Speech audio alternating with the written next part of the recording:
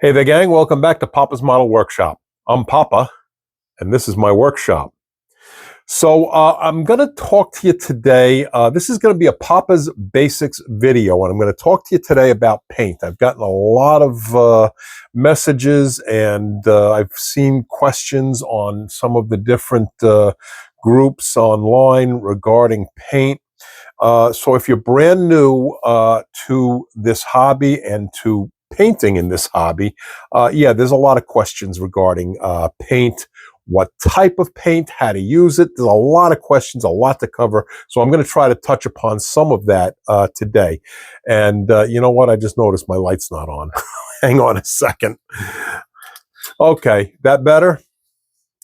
I'm not always the sharpest tool in the shed. Uh, and I'm only on my first cup of coffee. All right. So, anyway, getting back to paint. I know that one question came across asking, what is the best paint to use? I wish there was one universal answer to that. The fact of the matter is what you really want to do is you want to decide what type of paint you want to use. The three paint types basically are acrylic, lacquer, and enamel. And then there's a little sidebar, okay? You have acrylic hybrids. Now, let's stick with acrylic just for a moment. Acrylic paints are basically water-based, so that means you can use water, or in some cases, distilled water probably works a little bit better, but tap water will work as well for you, so, you can do that. The difference between typical acrylic paint and a hybrid paint is, as I mentioned, you can use water on a typical acrylic for your thinning agent. A hybrid has a solvent in it. Most of the time, like Tamiya, for example, it contains isopropyl alcohol. I don't know if it's isopropyl, but alcohol. It contains alcohol. Mr. Color, I think their aqueous line, which is an acrylic, also contains alcohol. So that would be a acrylic hybrid. Here's the thing with acrylics, and I'm going to specifically kind of choose Vallejo for a second because there was another gentleman who was asking about Vallejo paint and the fact that he was having some trouble with it. A lot of people who use acrylic paints will use isopropyl alcohol as a thinning agent. I don't know if this particular gentleman was using isopropyl alcohol or not, but you can't use isopropyl alcohol with Vallejo. It will clump, it will clog, it'll just give you grief. So you would want to stick with, in the case of Vallejo, their airbrush thinner. Okay. In a general sense, a good rule of thumb is for any given paint to stick with their products. So if you're using Vallejo as an example, like I just showed you, you would want to use their Vallejo thinner. Createx, same thing. Use their thinner, the 4011 thinner by Createx, or thinning medium, I think is what they call it. Or reducer, they call it reducer. Okay, their 4011 reducer. My point is that you want to use their product to thin their paint. And as a matter of fact, while we're on Createx, they just came out with a brand new reducer, 4021. And the feedback, as I understand it, is it's a much better product. I have not tried it yet, so I can't give you any firsthand feedback. But anyway, like I said, the Createx you would want to use for Createx, Vallejo for Vallejo. I think one of the sticking points for somebody getting into airbrushing for the first time is they are looking for one universal way of doing their airbrushing. And it's not as simple as that. One of the big tricks with the airbrush is learning your thinning ratios and what to thin with. I just touched upon the Vallejo and the Createx and so forth. When you're using lacquers and enamels, you can kind of get a little bit more of a universal thinning agent with that. What I use is Mr. Mr. Hobby, or was it Mr. Color leveling thinner. All right, that's what I use for most of my lacquers and acrylics. So this is why I'm saying to you, you need to learn your paint type and then learn your paint brand. Again, different brands will mix with different things. Another example is Stynylrez. All right, Stynylrez is a primer. If you're airbrushing, it's an excellent primer. I'm standing here and looking down here. I'm trying to find it. I don't know where it is. Oh, here we go. Here we go. Okay. Now, this is just my opinion, all right? There's lots of primers out there, but my opinion is I think Stynylrez is one of the best primers if you're going to be airbrushing. But my point is that if you do your due diligence, all right, you look on the label and you go to the website and you check the manufacturer's recommendations, Stynylrez pretty much comes back and says, look, we're a ready-to-use product. You don't have to use any kind of a thinning agent. So you do all of that and you put the Stynylrez into the airbrush, and my finding is, and again, just my opinion, is that the airbrush struggled a little bit. So I went and did my own trial and error. And I tried thinning this with the Mr. Color leveling thinner. It didn't really work too well. I tried it with the isopropyl alcohol. Didn't like that. I eventually went and tried just plain water. This is a acrylic primer. And the water worked the best.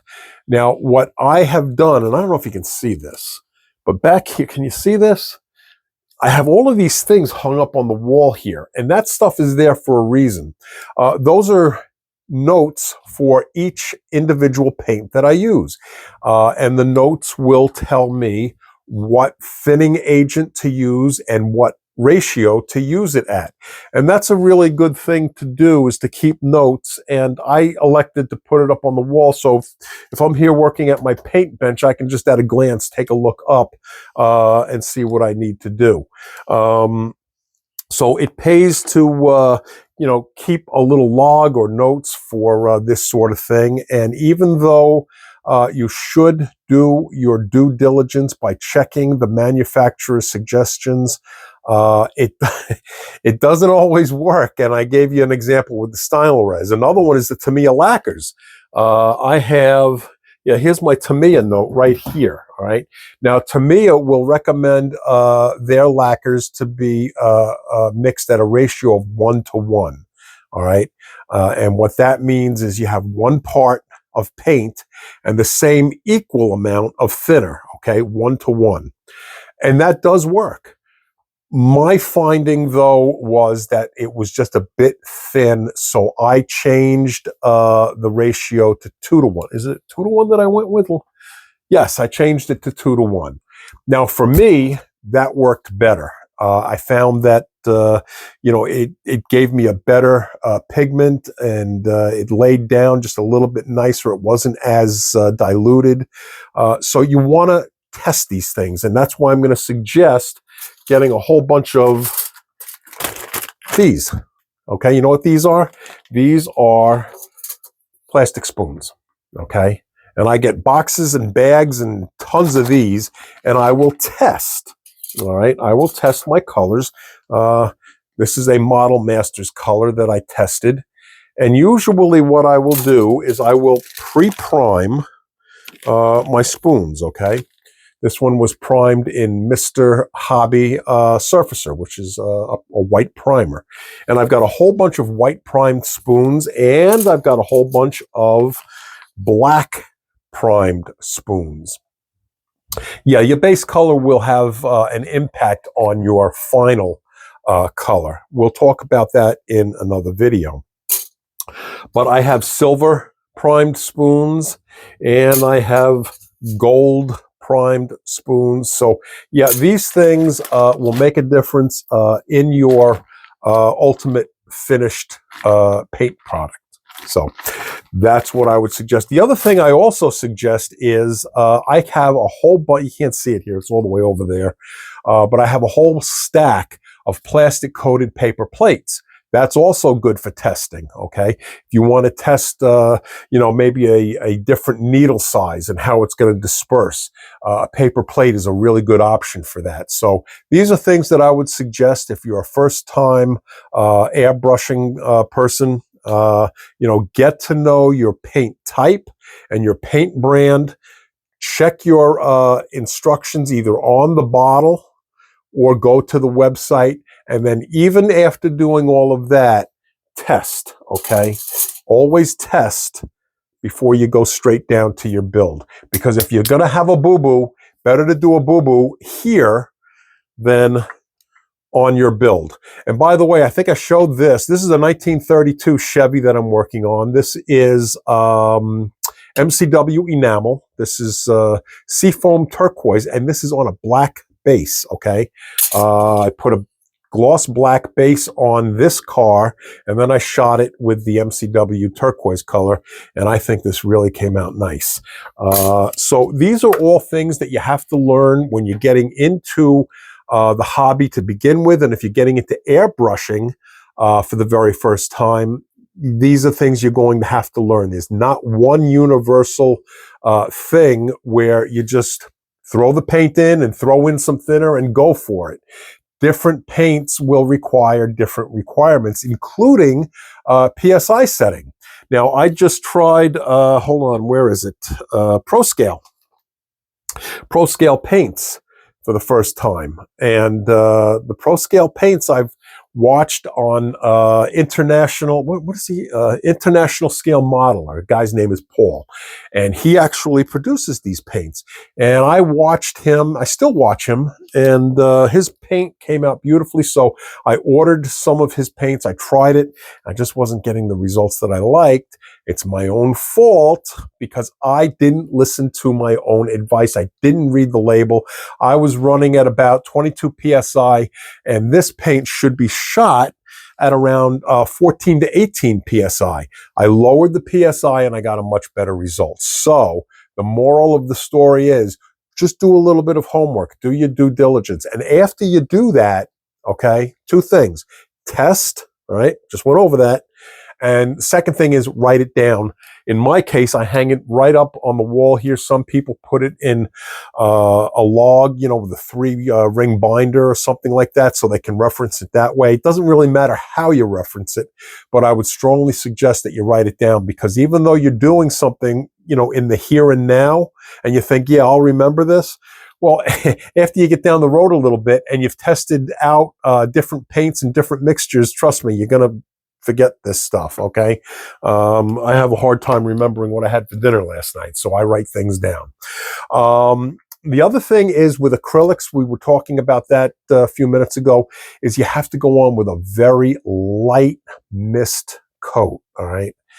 You should be doing that regardless whether you're using enamel, lacquer, or acrylic, but acrylic in particular, because what will happen with acrylic is if you're shooting your build, okay, and you go right down all the way with your trigger, all right, and you blast that color on there, what will end up happening is, hang on one second. Okay, I just had a sneezing fit. So I figured probably better to pause the camera than have you see me have a sneezing fit. So, okay, sneezing fit is all done. I have to remember what I was just talking about. Yeah, acrylic paint. If you're shooting acrylic paint and you go right in and you blast it and you pull the trigger back all the way, what's going to happen is it's going to run off. Okay, and it's going to ruin your day. Trust me. So what you want to do, all right, is, I don't know if I can illustrate this, but you see how far back that trigger goes? You want to just press that trigger back just a little bit, okay? And you want to go over your surface very lightly, all right?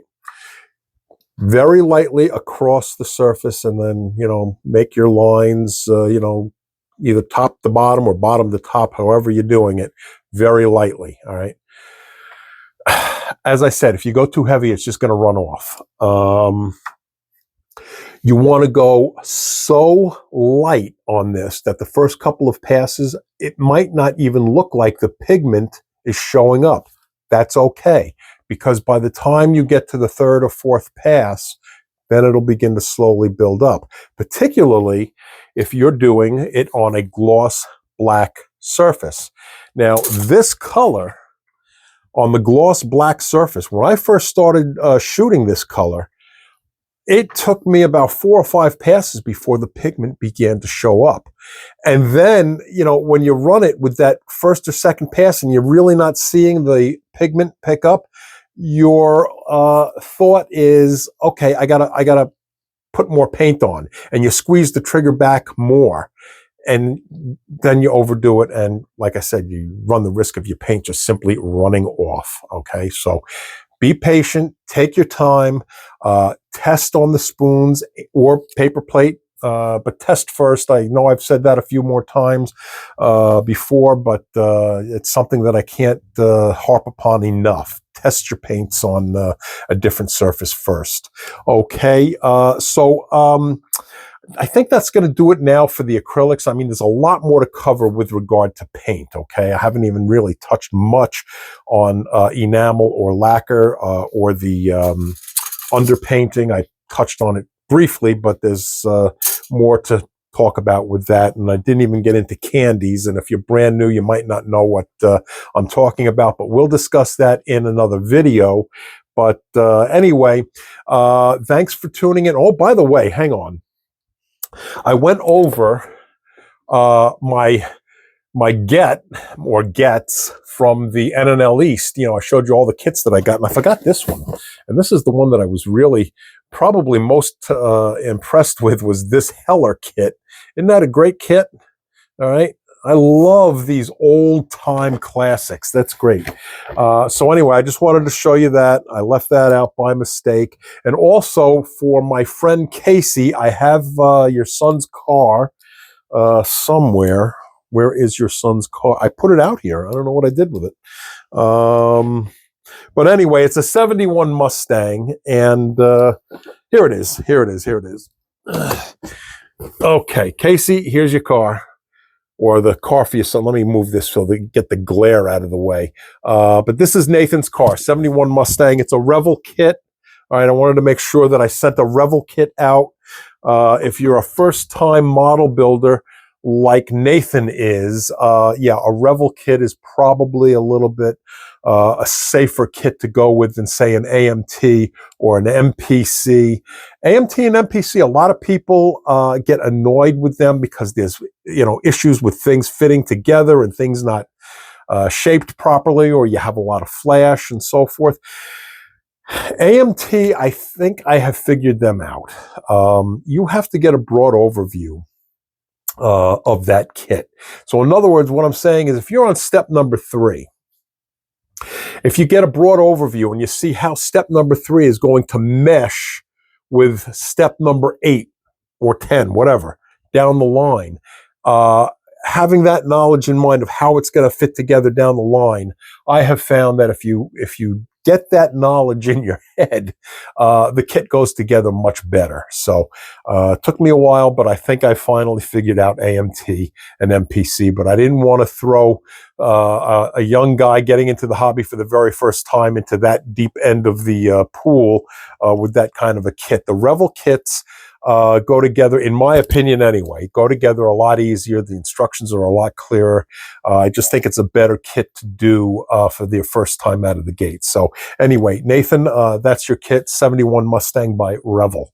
All right, and listen, folks, if you want a shop card, here's my shop card, and here's my email address right there. So send me an email and give me your address, and I'll send you out a shop card, okay? And If you could give me a thumbs up, that would be great. If you have not subscribed, please, please, please subscribe. Just hit the subscribe button.